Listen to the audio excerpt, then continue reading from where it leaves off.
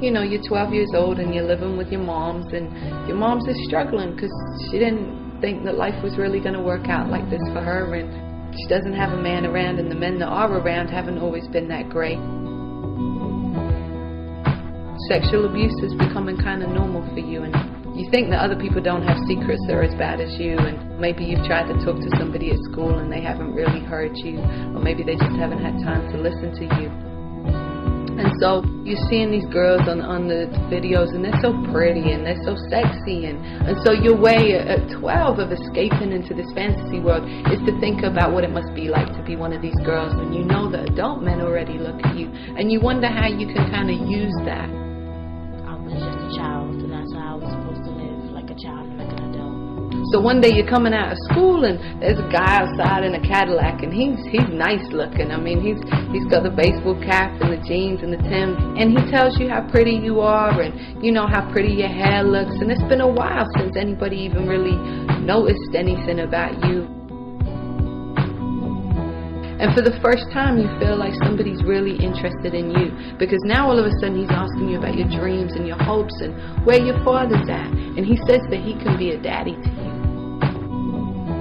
The people that I shouldn't have depended on, I was depending on for support.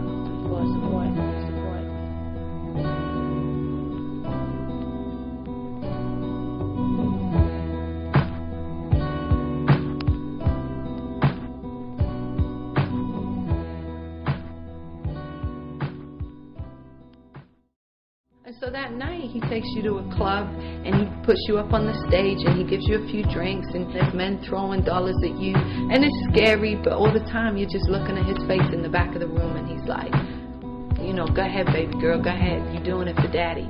And you're feeling proud because nobody's ever said that to you. And so then that night he tells you that there's more stuff that you've got to do, and he takes you into a room and there's a man there, and he tells you to strip, and you think this is something you'll never do, and yet there's a part of you that already knew how to do this, because that's what your stepfather's been doing to you all these years before. And so you turn that trick, and it's like a part of you has died inside. And so you come out of the club that night and you get in the car, and you know he's pumping 50 cents, and he takes you to McDonald's and he tells you, you did a good job tonight, sweetie, and he's stuffing his pockets with the $1,000 that he made. And right now you're happy. The people that I shouldn't have depended on, I was depending on for support.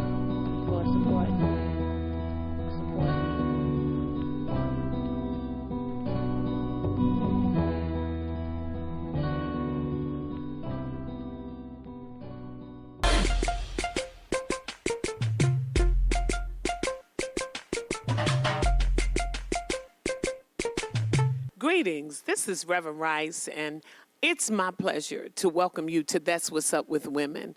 And this is a forum that we've established to provide an opportunity to talk about issues that are germane to women. And it's a pleasure this evening to have with me on our panel these lovely women. To my right is Sister Velma. Welcome, Velma. Thank you. Good evening. Good evening. We have Sister Verna that's with us this evening. Thank you. Good evening. Good evening. Sister Pam. Good evening, ladies. We have Sister Vanessa. Good evening, everyone. And Sister Julia. Good evening. Good evening. So we want to take this opportunity to welcome you to this dialogue in which we are attempting to bring some awareness to a very important issue. You had an opportunity to view the clip on the onset of our program, and I must say for myself that this whole topic of human sex trafficking is one that has been somewhat under the radar for a while. And then yet when we hear the statistics, which are overwhelming and seemingly of epidemic proportion, as we hear the stories and hear the personal testimonies, it's really hurtful and disalarming. Is that everybody else's experience as well? Well, I would say I agree with you.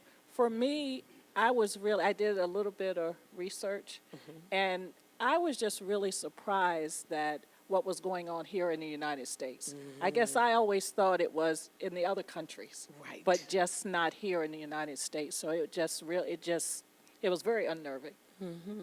Anybody else? It was also very interesting to find out you just don't know. You know, your neighbors could actually be doing having women in their house against their will, and you think it's just a happy family. It's right here under our nose. And to just make us aware of it, it's just beginning to come out. We're beginning to focus on it, and it's a very real issue in our communities. I would like to just add to that, doing a little research myself and finding out that just here in the Washington metropolitan area, the epidemic that is going on, and that the federal government is involved with the FBI, all of the law enforcement agencies, and that the predators are different. They're not like your drug predators. They're different kind of predators that are attracting these young girls into this circle. And I just think it's interesting that we're having this dialogue to educate and to inform our other sisters about what's going on in this area in particular, but across the nation. And I like you too, Vanessa, was really amazingly surprised at the impact that it is to our local community. So when you hear about human trafficking, when you hear that, you always seemingly associate that with the United States and another foreign country, right? And you're thinking that the traffic flow is from here to there and back, if you will. Absolutely. And so when I started to hear the statistics of the human trafficking, sex trafficking in particular, that's taking place right here in our immediate neighborhoods. And what I also thought was interesting is that if you think about human trafficking, your mind goes perhaps to the certain characteristics and marks that the young lady highlighted in the video. But the truth of the matter is research has really indicated that there are no markers as clear as we think that they should be, such as fatherless or motherless or low income. I was really amazed when we were able to hear some of the statistics that it really knows no social or economic structure as we might think that it would, which is another reason why, as Velma said, that it could be, your neighbors. They also indicated that the individuals that are actually the predators, if you will, and also the customers, and we'll get to the customers in a minute. I mean, the customers were perhaps the most surprising area to me, because when you think about it, you have a certain stigma associated with that, but you stop to think that it could be your barber, your dentist, your lawyer, your neighbor, Well, statistics also said that it can be people sitting beside you in church. It could be the deacons. It could also be the clergy. So there is no identifiable sign, I would say, or look. And I think that's the interesting part about it, is how do we identify with those type of predators that prey on our young girls. And it is alarming. It's very alarming. The demand, I think, we'll probably find really, really surprising. So not only the MO but the market, right, is what really was almost devastating for me to hear, because we have one issue that you deal with when you talk about prostitution. We talked about it earlier about certainly individuals, situations and life circumstances may have them where they are, but when you think about consenting adults or making choices, albeit bad choices, still you kind of think, okay, but a choice was made in this instance. And there may be so many factors that we as women should be seeking to minister to in other women that even would make such choices. But when you think about the statistics that says the average age for entry into prostitution is 12 years of age. It's alarming. It really, truly is when you think about it. It's Those are babies. devastating. Those are our babies. Think about where we were at 12, and even the 12-year. I know, I know times have changed, and I know that there's more information and more exposure, and our children are probably growner, at younger ages than they've ever been. But still, if you think about your nieces, your daughters, you think about age 12, right? That they're forced to lay with grown men, right? Is really an alarming thought. An alarming thought. As I was doing some research when we're talking about this whole local issue, and we'll talk a little bit more about global impact, but I was particularly concerned about the local impact because certainly we want to know what's going on with our daughters and, with those in whom, as we said earlier, that we worship with and fellowship with and the lot. And one of the things that I saw a report on today, it talked about the Super Bowl. And it talked about the demand, yes, right, for prostitutes underage during the Super Bowl season had increased just greatly. And they talked about how some of the airlines people are being much more intentional about, as this issue is coming to the forefront, people are being much more intentional about how they're handling and what they're doing, how they're seeking to help and assist in any way that they can. And they reported, that was one really positive piece I got today, is that one of the airline they don't call them stewardess anymore. Flight what is attendants. the flight attendants? I want to be respectful to that. So one of the flight attendants or the flight attendants have been alerted to look for certain things. And so what they look for is young women who are traveling with men who they're not able to control their own credentials. So they're with men, but someone's in control. So they have their passports, or their license, their tickets, looking for, and they actually were able to interject in the situation because there were two young ladies traveling with the men, and the young ladies were crying. And so the flight attendant went to the young ladies and, were able to kind of isolate them and find out that they were there and under duress. And they were actually able to thwart, this trafficking situation. Interesting. Yeah, and so I think one of the things we know that we're going to have to deal with and address as this particular issue is continuing to be brought to the forefront is what impact it's going to have on industry. Mm-hmm. Yes. One impact that it's going to have on industry, because one exchange was about the fact that we have media outlets and different vehicles now that are certainly legal where they can actually sell sex, right?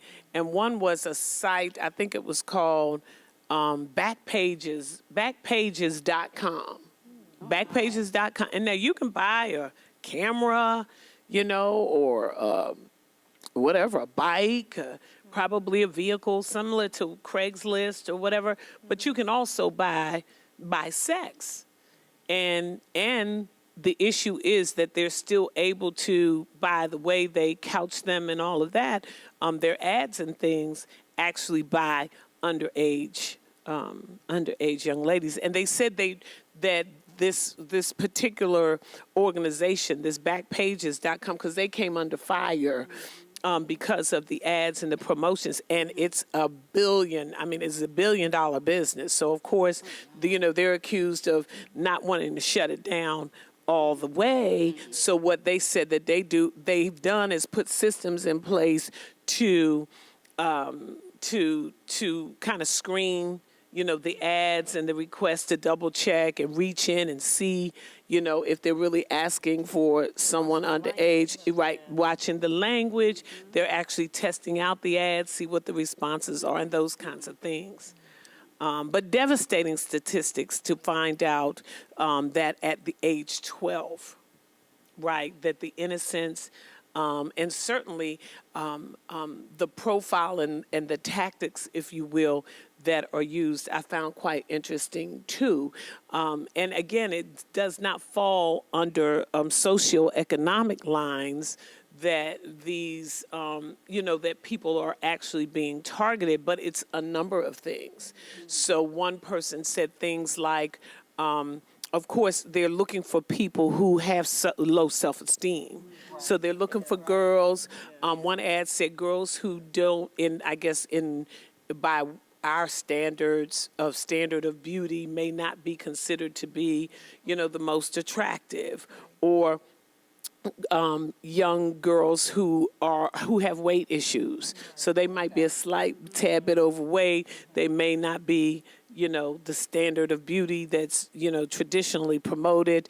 And so they have somebody that targets them, that treats them, as she said, I'll be your daddy, I'll buy you things. They treat them and they make them feel special. And once they make them feel special, they reel them in. They reel them in. And then, of course, it's downhill. It's downhill from there. When you think about that, every year more than 300,000 children become victims. What does that statistic say to us? Well, Reverend Rice, I think that it means that as parents, as grandparents, as neighbors, that we need to communicate with our kids a little more. As you said, there's so many variables in which they can find themselves in this particular situation. So as parents, we always want to make sure that their self-esteem is built up, that they know that they're loved by God and by their parents and by their families, so that they're not so easily lured into these situations. Now, I do know sometimes that before they know it, they're gone, but a lot of them stop to chat, with people that if you're really alert, that you may not, may not would have under certain circumstances. So, I just think that communication is a key part, not just to children as an adult. I know us ladies always say, hey, Vanessa, call me when you get home. Let me know when you lock the door. We're not treating our friends and our daughters and our relatives as children, but for me, it's to let you know that I care. I want to know that you're in safe. Now, one thing I found that my kids used to hate this. I want to know all their friends. Yes. I want to know their friends' friends. Yes. I want to know their parents. I want to know their family background. Because I think a lot of times kids, girls as well as boys, can be lured into situations just because you say, oh, yeah, that's their friend. Or, I know their friend is Susie or Mary or whoever, but know nothing else about Mary. And, you don't know what's going on in that household. Right. You just know what you see. So I think as people, as concerned people, we need to be more concerned about our surroundings, people in our circle, outside of our circle, and just how they interact with each other. That's very important. Yeah. I, in listening to the rest of us dialogue, one of the things that I'm really concerned about, I'm working with a group of middle school girls. And what I found out from a lot of educators, that middle school is the hardest for our girls to get through. And there are about 10 girls that I have in the mentoring program. And that age is so vulnerable. And what we've been able to do is have one-on-one mentoring. We started that. The program is 4 years old now, and what we're doing is a one-on-one mentoring. We're having the girls to write a resume to talk about themselves, and then we're matching them with another female. And we found that to be really good because you don't know what's going on with these girls. They won't express it to their teachers because for fear that the teachers will talk to their parents. Oftentimes the parents won't listen. And I shouldn't say they won't listen, but when you're dealing with a single family, mom may be working 2 jobs, there may be both parents, they're working 2 and 3 jobs. These kids are left alone an awful lot. There really truly aren't after-school programs. So I feel that it's incumbent upon us as females in organizations is to find a way to work with these girls, mentor them, help them to build their self-esteem, because parents really can't do it alone. And I think it's incumbent upon us. I made a commitment to do that, my personal self. And I think when we get to that part, we can reach out and work with our girls and explain to them and help them so they don't get caught in that trap. Because as you said, that the girls that are preyed upon are the ones that have low self-esteem with all of those other issues. But if we can work with them and encourage them, make them feel good about themselves, help them to explore their talents, and through church as well. But we've got to reach beyond that. We really, truly do. I just think that's one way that we can help work with these girls to not to allow them to get caught into that situation.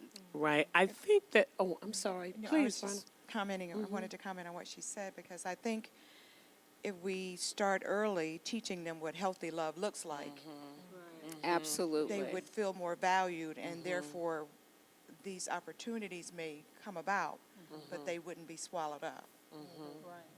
Yeah, and I that's really good, is teaching them what healthy love looks like and taking the time. Because we're in a fast pace, we're moving. And so one of the challenges that we have is, and we're really trying to prioritize that here at Mount Enon, is the personal encounters. You know, we can't talk enough. I can't talk enough about the encounters and taking the time. I see it in the little kids' eyes. When you see them, they're looking up. They look up to adults. They're mesmerized. And I'm asking God to show, every time I see a little girl look in my eyes, I'm asking God to make sure that I look back and I say something edifying to that child every opportunity that I have to do it. And I mean, I make them twirl, you know, because they got on their little dresses, and I say, oh, spin around, and they spin, and they, you know, and they need that. You know what I mean? They really, really need that. The other piece, Verna, that you highlighted is this whole issue of relationships, because I think that oftentimes we do find ourselves in situations where dysfunction exists. And so we, as adults, also have to learn to model managing, right? Because we all if you tell me that you don't have any dysfunction, I'm going to tell you that I suggest that you might be deceiving yourself. How about that? Right? Because we all have some element of dysfunction. We all are exposed to that. We all have, you know, everybody doesn't have the, you know, certainly the 2-parent household, you know, and that does not make one a victim in and of itself. You know what I mean? That if we learn even in difficult times, and particularly as women, if we learn to model victory, in our situations and in our circumstances and in our relationships, the good ones and the failed ones. How do we respond? How do we react? Many of us, the thing that we're expecting from them at, 12, 13, 14, 15, we didn't get until we were in 30s, 40s, 50s, we didn't really get that. And we spent a lifetime, I'm fearfully and wonderfully made. Okay, this one hurt you. I'm fearfully and wonderfully made. That relationship, he didn't call back. This one didn't work.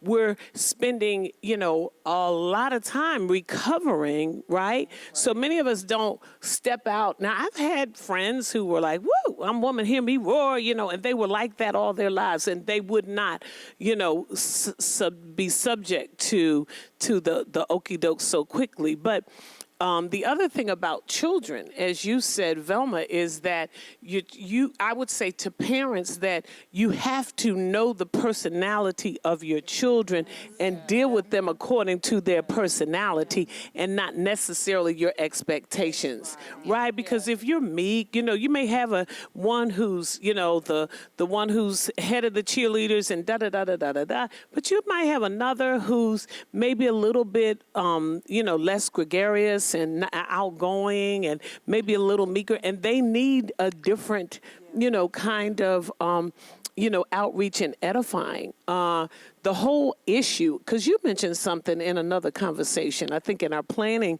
ministry, about taking the time to make opportunities for your children to deconstruct, right? So when I sit down with girls, and I love having conversation with my sister, my nieces, my mom, when I get in the conversation with women, we have an opportunity to, number one, edify one another, because that's really always critical. But then two, deconstruct some of the images, because that's the challenge I think that a lot of our young girls are subject to, that it's hard to get around. I don't care what, you can tell me I'm, gorgeous all you want, but if you I'm not me personally, but I'm saying the images. For instance, I'm looking at Vanessa. Vanessa, I love your hair. Jill, I love your hair, right? I'm right on your heels on that one, okay? But if you tell somebody, when I look at the women who are obsessed with hair, obsessed with hair, right? Adding hair, and hey, you brought it, it belongs to you. That's fine. I'm not challenging that. I mean, whatever makes you happy, but do it for yourself and not because somebody else declared it the right. Like who said, no offense, but you take any of the mainstream, what are some of the mainstream women that may be the standard in today's environment of beauty? Well, Beyonce is I knew one. that was going to be number one. We're gonna, but guess I wanted y'all to say it because I wasn't going to say it. I wanted y'all to say it. which is not mine, but, Right, but all the young girls right, look up to Beyonce. right, right, And right, it's the shape, it's her Right. color of her skin, right, it's her hair, right. it's everything. It's everything. And make excuses the things that we have noticed Wow, as right. adults Right. that are not tasteful to Right, us. right, that, right, right. her dancing and Right. But the young girls make excuses for Right. it because they model, they adore, they worship that. And again, if we could pull them in and help them to understand, you are beautifully made by You're God. beautiful too. You She's are beautiful, as but so are She's you in your own beautiful, right. But you don't have to Be look her. Exactly. You don't have to be her. to be beautiful. To be beautiful. And Absolutely. I think that's good.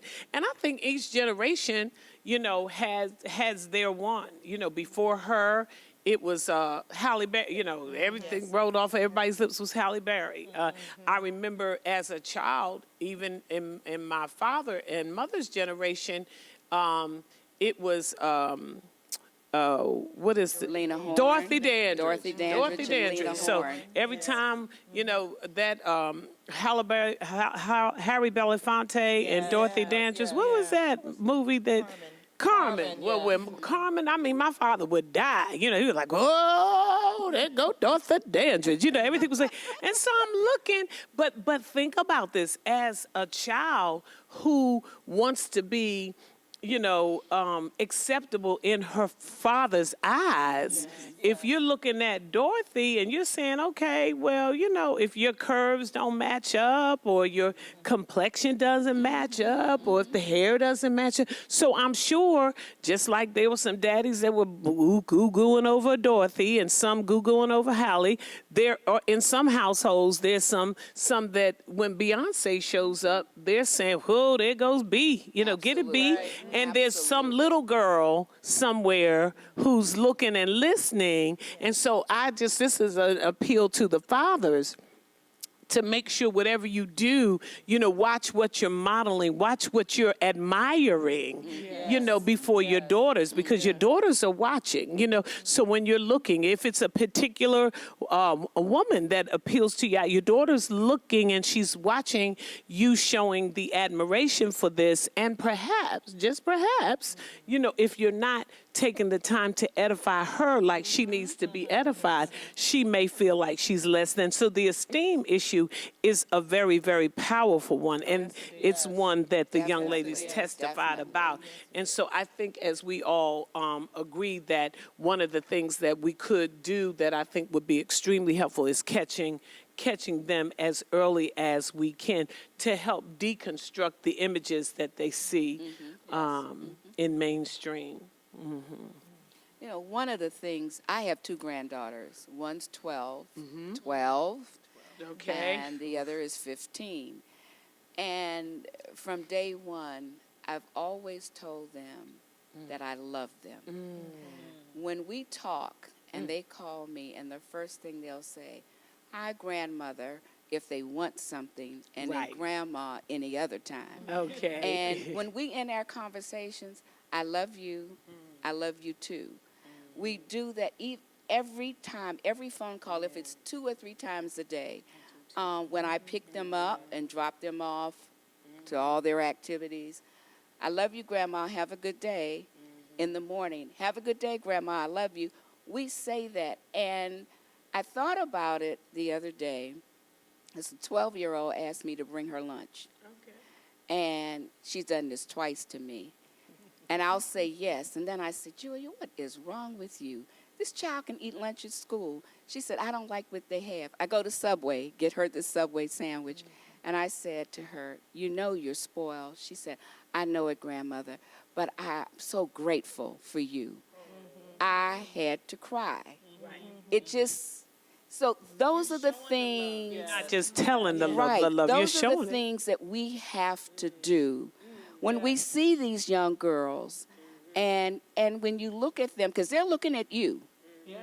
They're looking at you. Always just say, you're so pretty. Or admire what they have on. Just something. Because you never know what your words are saying to them.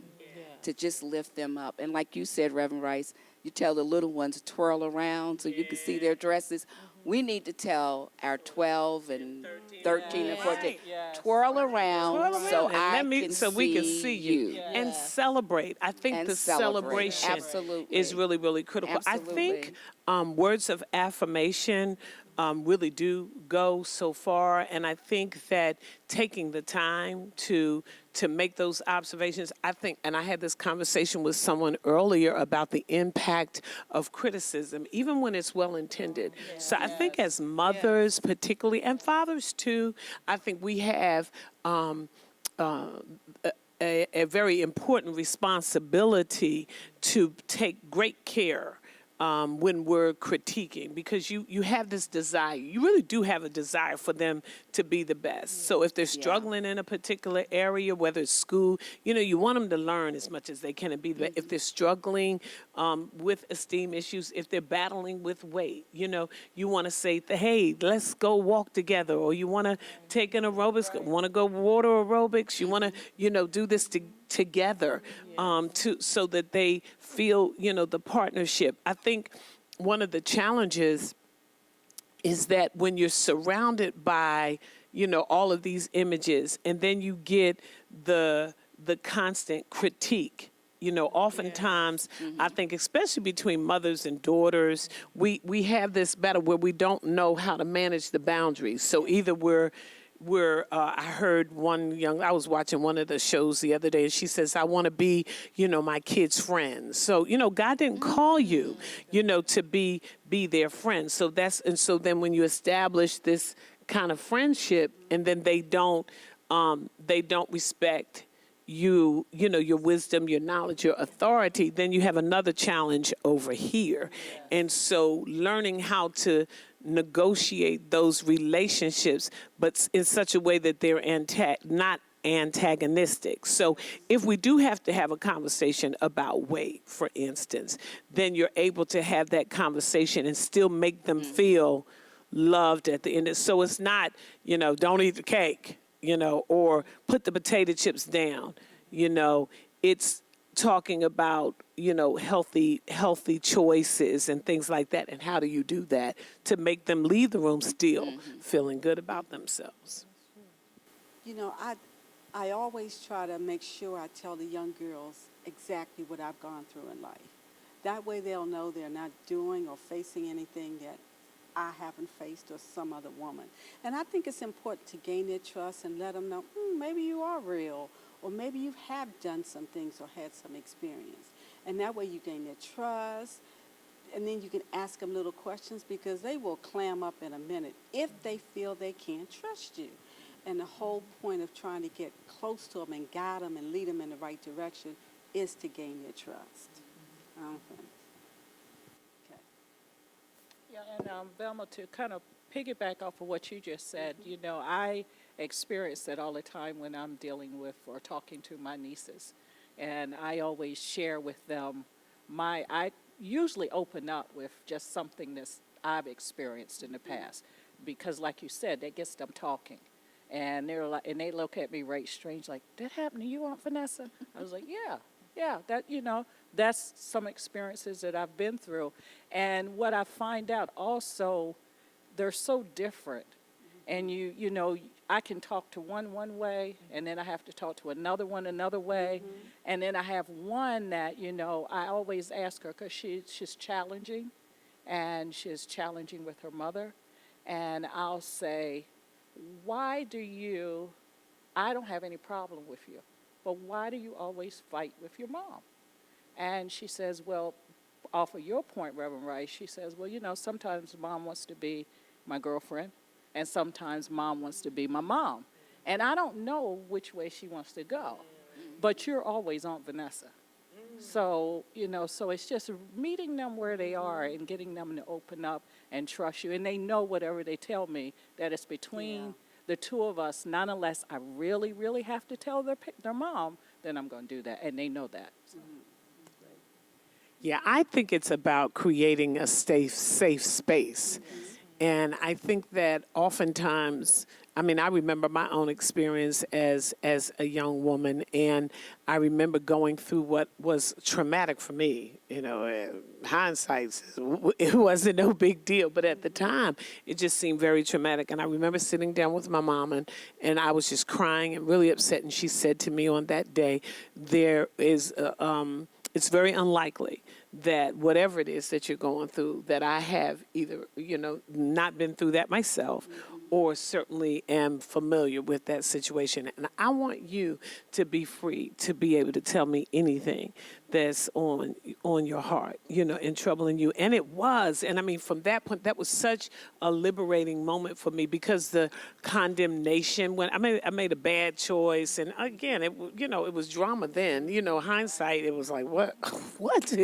But it was a bad choice, and it was nice to be able to fall in my mother's arms and get unconditional love. So I find when I'm interacting with my niece and my nephews, I'm very, very careful not to, get shocked, when they say stuff that may be a little bit on the air. It's like, whoo, in the name of Jesus. To myself, I'm like, in the name of Jesus. But to them, I'm like, really? Tell me more, And we're talking, and they really don't know. They don't get that whole shock factor. And so I find that when I approach them in that way, with the safe space, that they begin to pour out. And so they know me as the aunt who's going to give it to them straight, in love, but who they know that they can share anything, and it's going to be a non-judgmental space. It's going to be a non-judgmental space.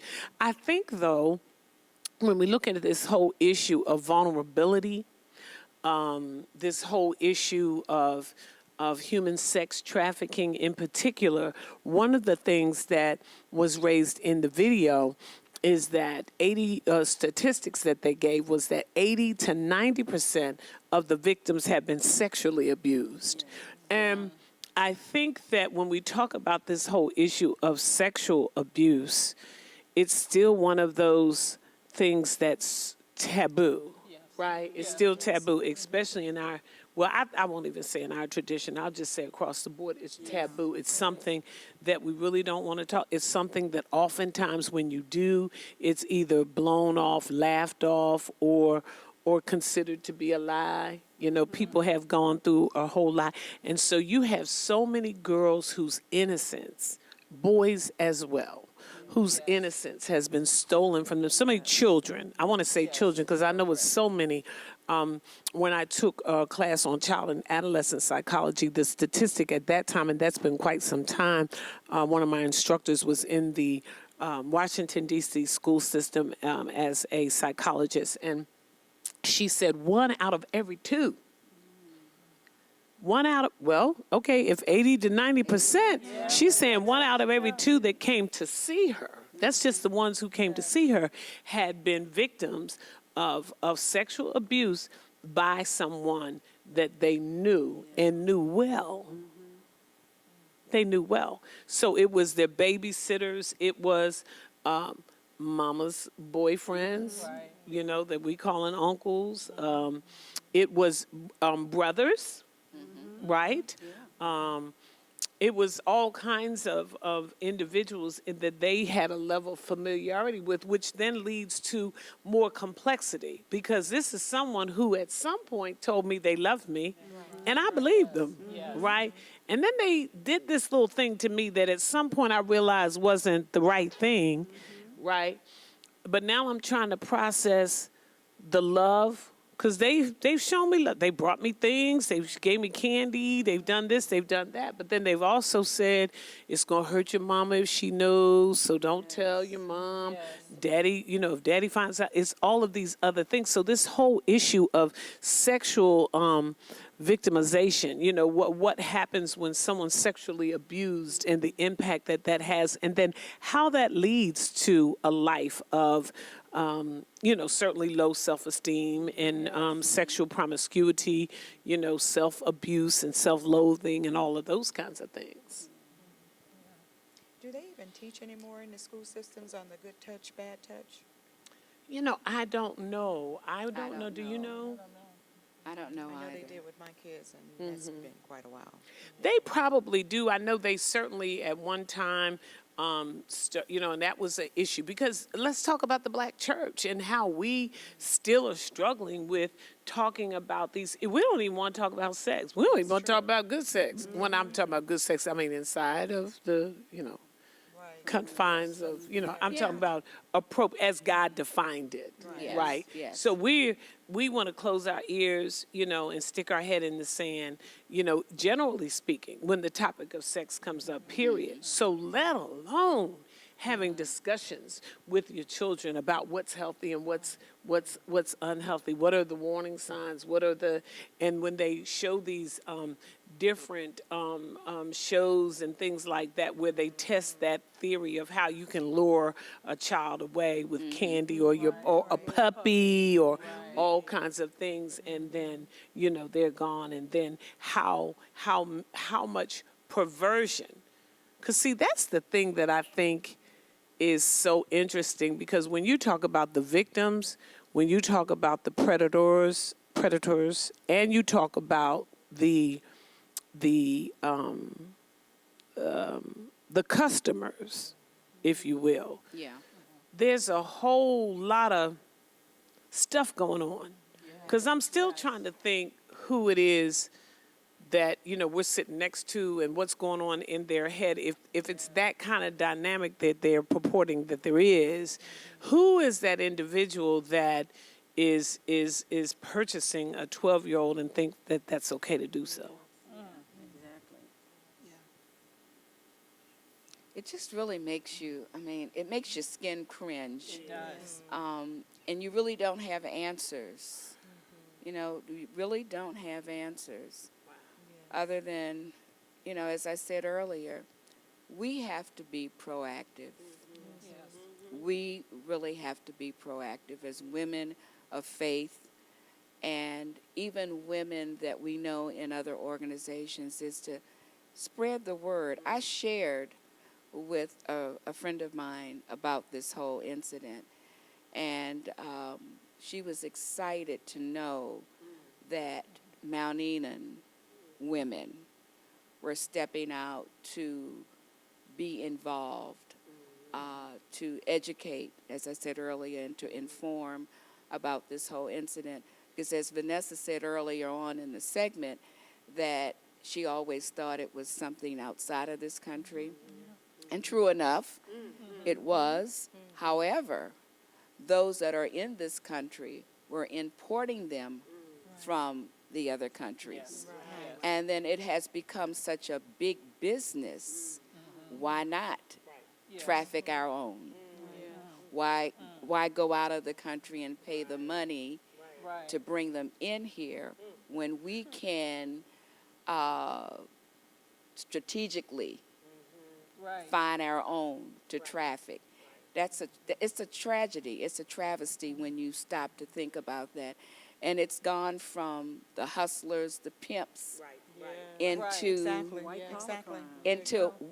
actually white collar crime is exactly what it is. And we have to call it that because it is what it is. And it's a tremendous, as you said, it is big business, and there is a huge online market for this. So now things have been made so simple that I heard one comment that they put it this way, that it's just as easy as ordering a pizza, to the point where you can say, you know, and they got different codes for specifically whether you want, you know, tall, short, right, thick, thin, athletic. You know, they have all these codes for what you order. And then one of the clips that I saw on the Youth Sparks Hub today was a young lady who said that, you know, and the young lady who shows up at the door, you know, she shows up, the clip was this young lady going to the door. They show the man on the computer. He orders her up. Somebody drives her,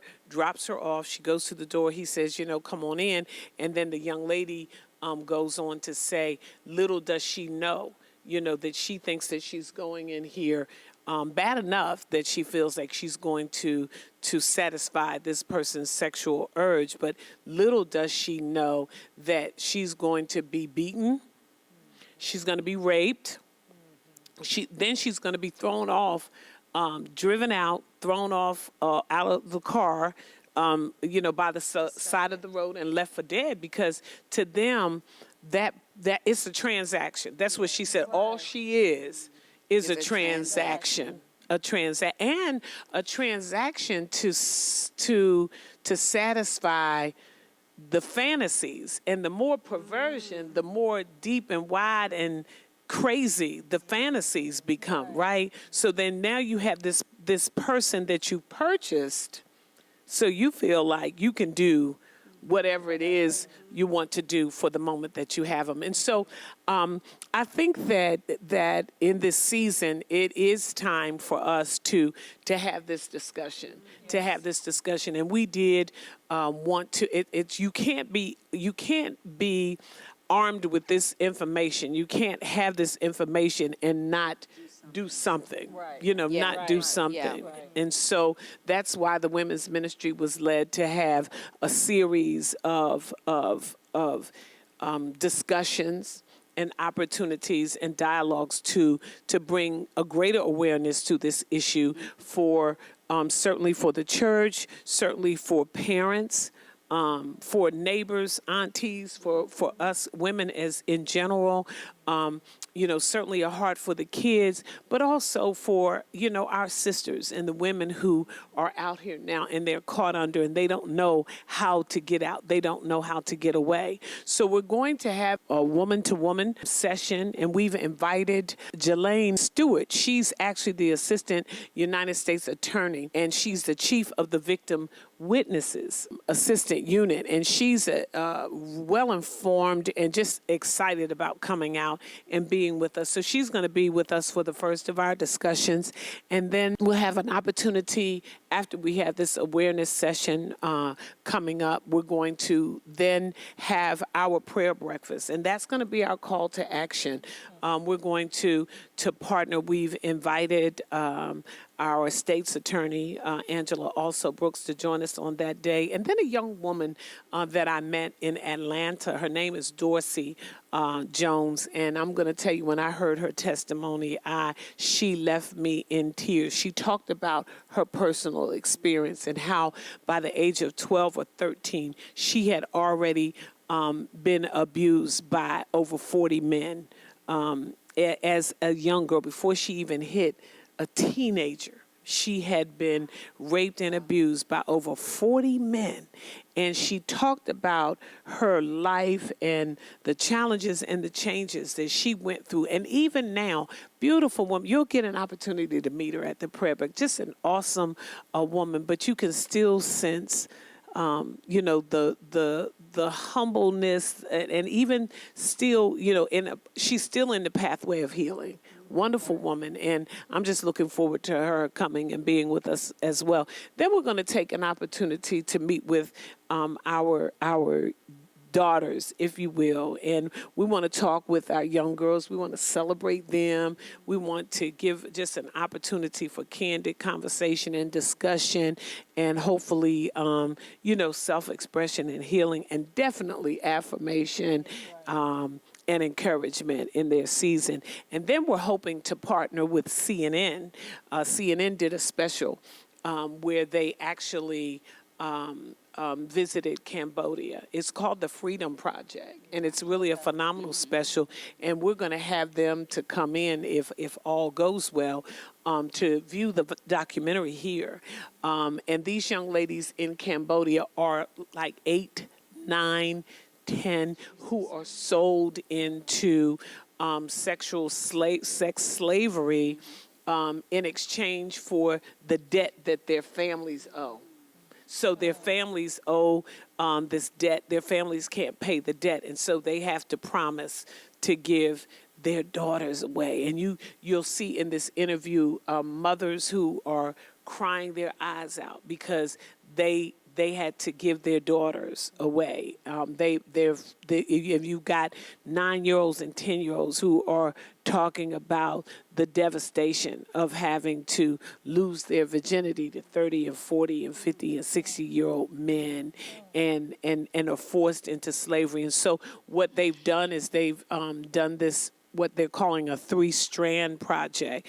And the 3-strand project is a project where two different organizations have come together, and they've partnered to provide an opportunity for the girls to actually buy their way out of slavery by making beautiful bracelets. They're making these beautiful bracelets, and then they're selling the bracelets, and they're taking the proceeds, and the proceeds will purchase their freedom. It's just an amazing, amazing project that they have going on. So I'm looking forward to that in the upcoming